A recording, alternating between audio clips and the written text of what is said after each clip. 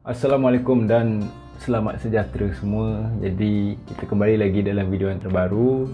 Okay, saya minta maaf dah lama sangat tak buat video. Antara sebabnya saya kena sakit COVID-19 ni lah. Jadi dalam video kali ni saya nak bercakap pasal pengalaman saya hidup penyakit COVID-19 ni. Sepanjang bulan 9 tahun 2021 saya akan ceritakanlah pasal kronologi apa yang saya buat bila saya dapat tahu saya kena COVID tu. Lepas tu dekat rumah kuarantin buat apa, kesan dia, sampingan dan pengajaran lah yang saya dapat. Oh, juga dengan nasihat lah dekat orang semua kalau nasihat tu dapat membantu. Jadi kat sini saya nak buat disclaimer siap-siap. Kisah saya nak kongsikan ni adalah semua berdasarkan pengalaman saya sendiri. Mungkin apa yang terjadi kat saya tak terjadi dekat korang, sama ada yang tengah alami ataupun yang pernah alami sakit COVID ni lah. Jadi tujuan saya buat video ni supaya korang tengok dan korang boleh lah ambil pengajaran ataupun apa-apa yang baik lah yang korang boleh ambil dalam video kali ni. Jangan buang masa lagi, kita teruskan video ni.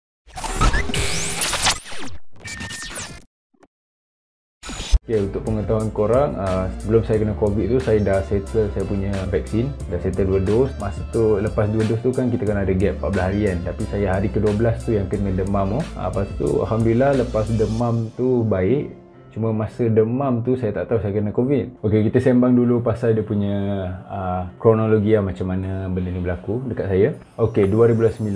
Hari tu saya demam. Lepas saya demam saya pergilah klinik. Bila pergi klinik saya dapatlah ubat demam semua dengan antibiotik. Semua tu kena habiskan, doktor cakap. Lepas tu doktor cakap kalau 3 hari tak baik lagi demam dia, dia suruh buat antigen test kit yang pakai saliva, pakai hidung kat rumah.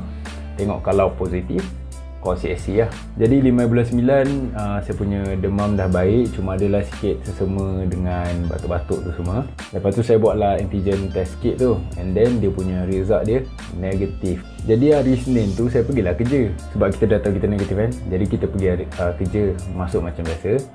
Bila tengah hari tu saya balik rumah, saya makan kat rumah sebab rumah dekat dengan tempat kerja. Makanan yang saya makan masa tu adalah makaroni sup yang warna merah siap dengan ayam. Masa saya makan tu saya tak ada rasa tau. Tapi yang ni dia punya tak ada rasa dengan bau tu betul-betul flat. Memang orang kata tak ada rasa lah. Jadi saya pun dah pelik, dah rasa lain. Saya pergi klinik. Saya buat test RT antigen tu yang dia masuk kat hidung tu. Tahu-tahu result positif. Jadi doktor kat klinik tu bagi tahu, okey, sekarang ni awak kena buat PCR pula. And then keluarga ataupun sesiapa yang awak duduk serumah dengan awak tu kena buat juga RTK antigen. Saya bawa keluarga saya pergi klinik tu buat test RTK antigen dan Alhamdulillah diorang negatif. Dan doktor cakap lagi 5 hari diorang kena buat second test RTK antigen yang PCR punya result tu keluar dalam 2 hari macam tu lah, baru akan dapat result. Diorang akan bagi call ataupun diorang akan bagi secara WhatsApp lah. Pada 6 hari bulan 9 tu juga saya terus directly inform saya punya HR lah yang saya positif. Jadi diorang beritahu lah suruh buat test apa semua.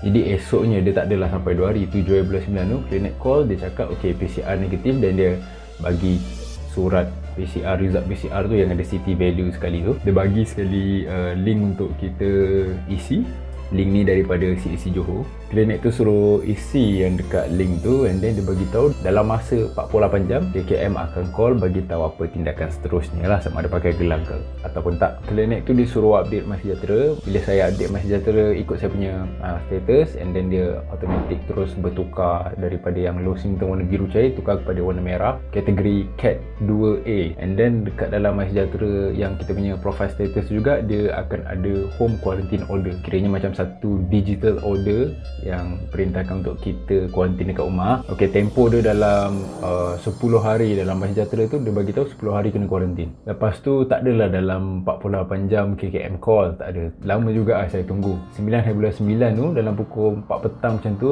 KKM call.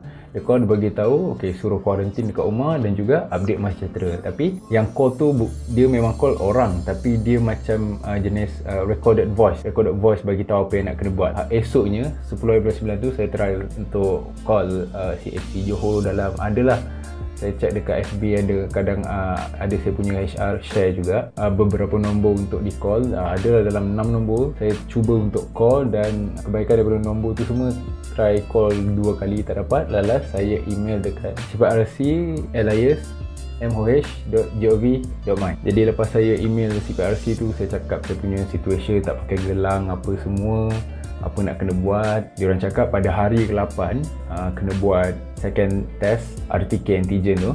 Dan diorang cakap jugalah kalau nak dapatkan surat perintah kuarantin tu secara hard copy, diorang suruh pergi dekat klinik berdekatan lah, sebab nak dapatkan dia punya soft copy tu agak lambat sikit. Tapi diorang akan SMS kepada kita, diorang akan bagi secara WhatsApp. Dia punya inspektor kesihatan tu akan bagi secara WhatsApp surat perintah kuarantin tu secara PDF. Jadi 13/9 tu saya buat second test RTK dan alhamdulillah negatif. Kiranya saya dah bebas daripada COVID lah. And then CAC Johor pula call, dia bagi tahu kena settlekan 14 hari kuarantin dekat rumah. Lepas tu pada hari ke-14 dia suruh pergi ke tempat potong gelang dan buat assessment lah untuk dapatkan surat pelepasan kuarantin. Di 19/9 tu saya pergi kepada tempat potong gelang lah. Macam kes saya pergi dekat Laman Ekstrim Pasir Gudang. Dekat Laman Ekstrim tu dia ada yang jenis pandu lalu punya. Kalau nak pergi dekat Laman Ekstrim tu, contoh nak pergi hari Ahad sampai hari Rabu, dia punya tempoh dia buka tempat potong gelang tu daripada pukul 2 petang sampai 5 petang, dalam 3 jam je. Kalau hari Khamis sampai Sabtu 10 pagi sampai 1 petang. Okay, masa saya tunggu proses nak sampai giliran saya tu beratur tu, adalah dalam 2 jam lebih juga untuk dapat. So, dalam masa kita tunggu akan ada staff dia bagi borang NX17 tu untuk kita isi dalam kereta, pastikan bawa pen, dan juga masa tu bawa korang punya result masa korang buat RTK test dan juga PCR test. Lepas tu bila dah sampai gilirannya, dia sign apa semua, borang NX17 tu okay, dah settle. Dan kes saya saya punya keluarga ada update, and then diorang punya status tu ada dalam warna oranye ataupun warna kuning. Ada warna oranye, ada warna kuning. Ada kontak casual tidak bergejala, ada kontak casual bergejala. Jadi walaupun diorang negatif, maybe disebabkan update yang tak selaras kot, that's why dia seorang tu lain. Tapi jangan risau, bila korang dah settlekan surat pelepasan tu, staff tu jaga dalam masa 7 hari, korang dan juga korang punya relative lah, keluarga yang close contact semua, diorang akan update lah. Kira-kira dia akan tukar balik status saya warna biru yang low symptom tu dalam masa 7 hari ataupun lagi awal lah, bergantung pada sistem. Jadi itu je lah dia punya kronologi saya punya kisah lah, macam mana daripada mula kena sampai settle saya punya kuarantin. Okay, jadi langkah yang saya buat masa saya dapat tahu saya positif ni, mesti tanya je klinik apa benda nak buat selepas ni kan. Kalau kita contoh tak ada idea ke apa, tanya klinik ke, update MySejahtera. Lepas tu kita kena inform kita punya HR ataupun kita punya employer yang kita positif, and then kita tanya diorang apa benda nak buat, sebab setiap HR mungkin berbeza diorang punya cara handle masalah ni. So korang kena refer korang punya employee lah. Okay, selepas MySejahtera punya status tu berubah, korang kena update korang punya MySejahtera selama korang quarantine tu 14 hari tu, kena update. Kat things to do dia akan ada satu form, so korang kena isi form tu. Korang kena tandakan lah korang ada gejala simptom-simptom yang dia senaraikan tu, korang ada atau tak. Tu korang kena masukkan korang punya SpO2 level, blood pressure, heart rate, dan juga korang punya temperature badan. Kalau tak ada, korang letak JNA kat bawah tu. Korang kena update benda ni sebelum pukul 9 pagi dan juga 2 petang pada hari yang sama.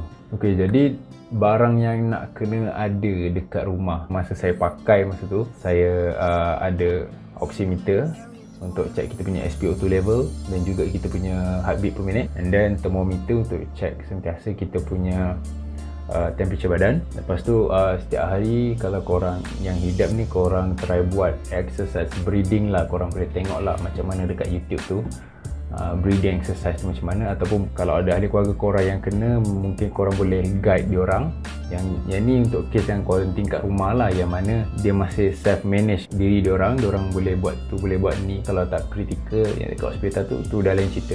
Mungkin pengalaman ni tak boleh nak pakai. Lepas tu data-data tu semua saya guna Google Sheet yang ada dekat website lah, Google punya. So korang buat lah setiap hari selama 14 hari tu, korang catat korang punya temperature badan. Catat dalam 3 hari kot lah, jam 8 pagi, 12 tengah hari, 5 petang ke kan. And then kalau ada masa juga korang buatlah sekali journal, guna Google Docs pula, buat journal satu hari tu apa yang berlaku pada hari tersebut lah. Kalau bukan korang ataupun ada keluarga korang yang hidap COVID-19 ni, mungkin korang boleh bantu dia orang untuk catat segala data tu, segala journal tu. Kalau korang rajin lah, ni apa yang saya buat, saya kongsikan korang lah. Lepas tu kalau ada masa buat home workout sikit and kita yang simple-simple je, tak payah nak terlampau ekstrim ke apa semua. Ok, sekarang kita sembang pasal kesan pula. Kesan ataupun masa alami benda tak ada dera rasa dengan dera bau tu lah. Bila tak ada dua benda tu, dia bila masa kita demam, kita dera rasa tu dia lain. Maksudnya bila saya kena COVID ni, dia macam nikmat tu memang betul-betul kena tarik lah. Bila korang makan tu, korang tak ada rasa, just macam ada benda je yang korang tengah ngunyah kat dalam. Bila rasa perut tu dah penuh, jadi time tu lah baru stop makan. Saya rasa bukan kesan kepada diri lah yang banyak, rasanya kesan kepada keluarga tu ya, keluarga orang yang menguruskan kita. Dia rasa macam lebih terkesan dekat saya sebab kita tengok keluarga kena tolong bawakan makanan. Saya kuarantin dekat atas kan, dia kena bawakan makanan, lepas tu kena turun. Jadi rasa macam bila sakit COVID ni, walaupun kita sakit COVID tapi kita sihat, tapi bila tengok keluarga kita kena buat tu buat ni untuk kita, walaupun kita boleh buat tapi benda tu rasa macam membebankan. So jadi korang kena sentiasa tenang, jangan risau. InsyaAllah kalau korang hidup tu, InsyaAllah korang akan sihat. Ok, sedikit nasihat. Actually ni nasihat lebih kepada saya lah, macam apa yang saya apply kan dalam hidup saya. Kadang bila terjadi sesuatu yang kita takut tu, kadang bila benda tu terjadi, kita rasa macam kita blank, kita tak ada idea, kita rasa gelisah, lepas tu kita tak tahu nak buat apa kan. Jadi yang pertama lah yang saya pegang, mula-mula jangan panik dulu. Disclaimer, mungkin apa yang saya bagi tahu ni mungkin tak boleh apply kepada semua orang lah, tapi saya harap sedikit sebanyak dapat membantu korang kat luar sana lah. Bila jadi apa-apa masalah, kita tenangkan diri dulu, kita bernafas, try ikut flow nafas tu dalam 5 kali lah. Macam kita sedut, kita hembus, sedut, hembus 5 kali. Ok, kita tunggu kejap. Ok, and then baru kita tengok apa masalah tu, macam mana nak selesaikan masalah tu. Kalau tak boleh nak selesaikan semua, kita selesaikan satu-satu dulu. Kita tengok mana yang kita rasa kita mampu tu, kita buat je benda tu. Lagi satu, kalau kita perlukan pertolongan, jangan segan untuk minta tolong dengan orang. Kadang kita rasa kita tak nak susahkan dia kan, tapi dalam masa yang sama kita perlukan pertolongan, tapi disebabkan kita rasa kita menyusahkan dia, jadi kita tak minta tolong dia. Actually pada perspektif dia okey je nak tolong kita, tak ada masalah. Cuma bila dia nak tolong, dia nak tahu jenis pertolongan yang kita perlukan. Maksudnya macam kita kena bagi detail, aku nak minta tolong sekian, boleh tak? InsyaAllah dia akan tolong. Okey, jadi untuk penutup video kali ini, saya nak ucapkan banyak-banyak terima kasih kepada keluarga saya yang mendoakan saya, sahabat-sahabat saya kat luar sana yang mendoakan saya, yang membantu saya, sama juga kepada keluarga saya yang membantu saya dengan keluarga saya semua dari segi belikan barang keperluan, bagi juga barang keperluan. Ada juga yang tolong buat sanitize saya punya rumah. Saya nak ucapkan banyak terima kasih dan saya berdoa semoga Allah balas dengan balasan yang baik, yang melebihi apa yang korang semua tolong keluarga saya. Jadi sampai di sini saja untuk video kali ini. Jangan lupa untuk subscribe, share dengan like video ni kalau korang suka. Semoga kita berjumpa lagi dalam video akan datang. Assalamualaikum dan adios.